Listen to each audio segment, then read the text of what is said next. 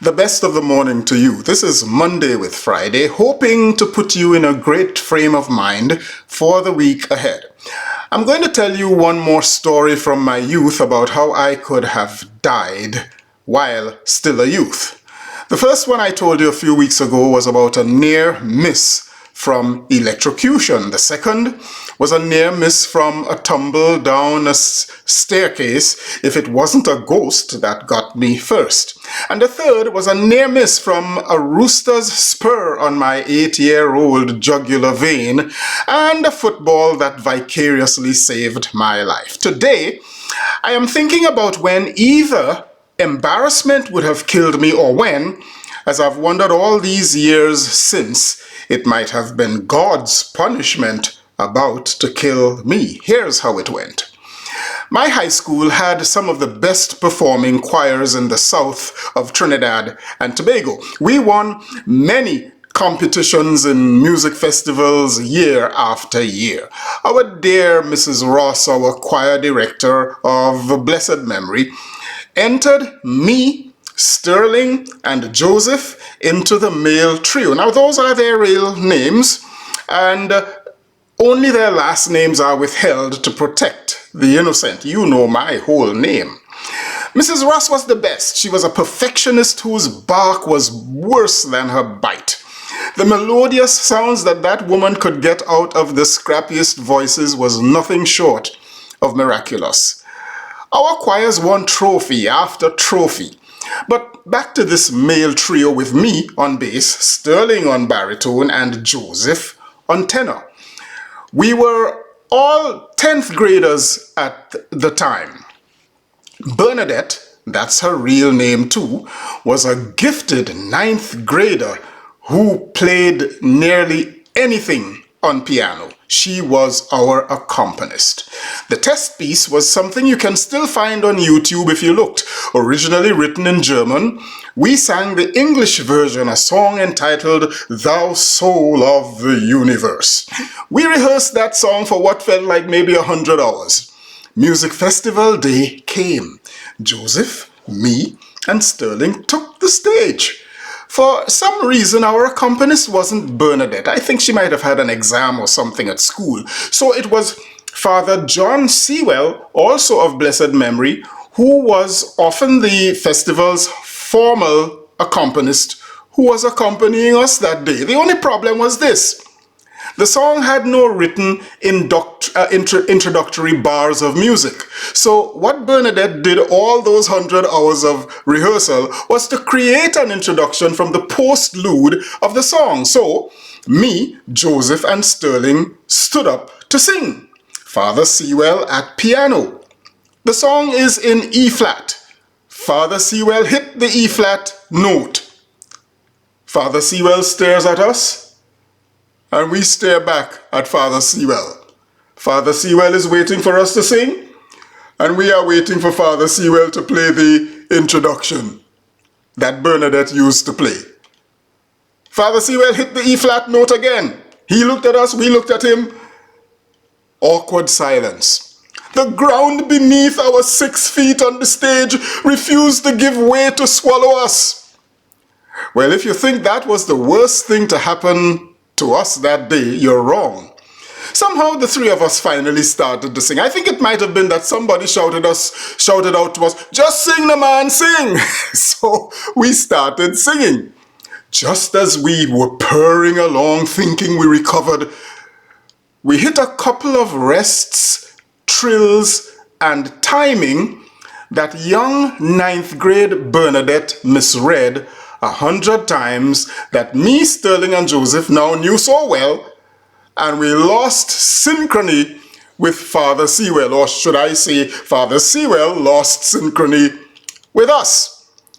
And as you know, as fate would have it, that series of rests, trills, and timing didn't occur once in that song, didn't occur twice in that song, it occurred 3 times in the blinking song.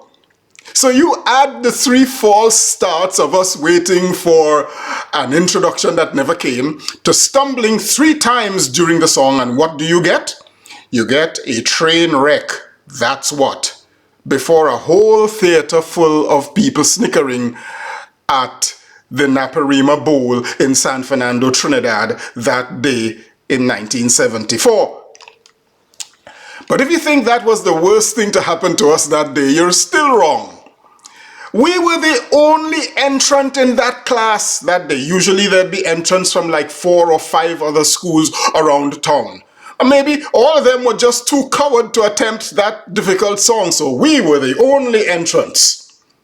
You know what place the judges gave us, even though we were the only entrants? You guessed it. 3rd place! 3rd place!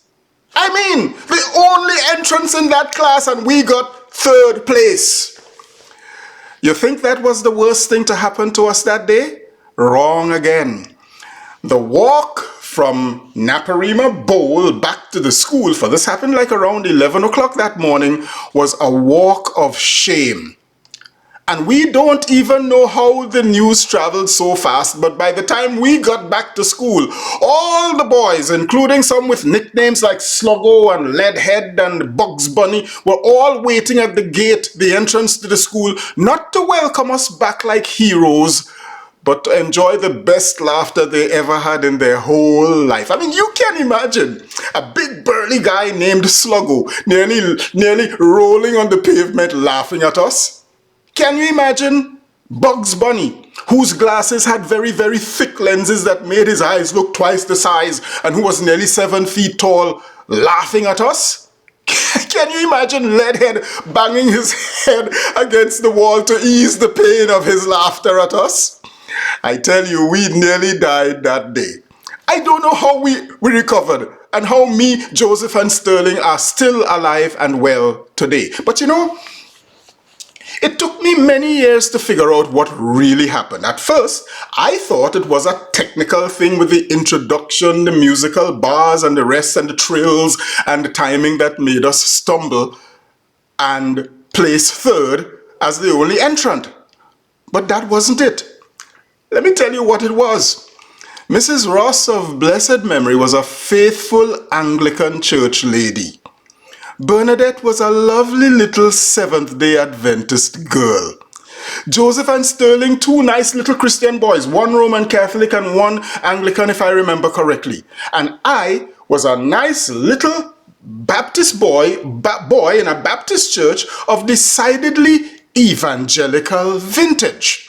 Now, the song that we sang that day, the first few lines were this: Thou soul of the universe, O Son God, to thee we offer our festival song today. And then there was a line that sang, Omnipotent, mighty one, life without thee fades in a night. Music by Mozart. Now listen to me.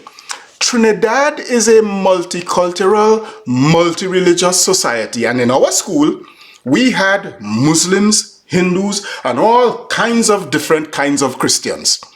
But that day, Joseph, Sterling, and I didn't sing that song to Allah. We didn't sing that song to Shiva or Brahman. We didn't even sing that song to Jah, Rastafari, and there were some burgeoning Rastas in school back then. That day, we sang that song to Sun God. 3 little Christian boys, 1 Baptist, 1 Anglican, 1 Roman Catholic, singing to Sun God. The choir mistress was an Anglican, yet we gone singing to Sun God. The rehearsal accompanist was a Seventh-day Adventist, yet we gone singing to Sun God. Even the music festival accompanist was an Anglican priest, Father John Sewell. But we gone singing to Sun God, a song in the original German language that right now is on YouTube if you look, as a song to the Freemasons, an anthem to the Freemasons. And even there, Father Sewell, by the way, Brahms, Bernstein, and the boys don't attempt that song without an introduction, you know. Well, I believe that what happened is that with all these Christians rehearsing, accompanying, directing, and singing this song to Sun God, is Jesus who got vexed and decided to teach us a lesson that day, first by stumbling 6 times on a stage that wouldn't give way to swallow us into the ground, second by giving us 3rd place as the only contestants, and third by suffering us little children to the laughter of Sluggo, Leadhead, and Bugs Bunny. I could have died that day from embarrassment, but I lived to tell the tale. I am Michael Friday, and your week just got melodiously better. I'll see you again next week. Happy Monday, all the musical way to Friday.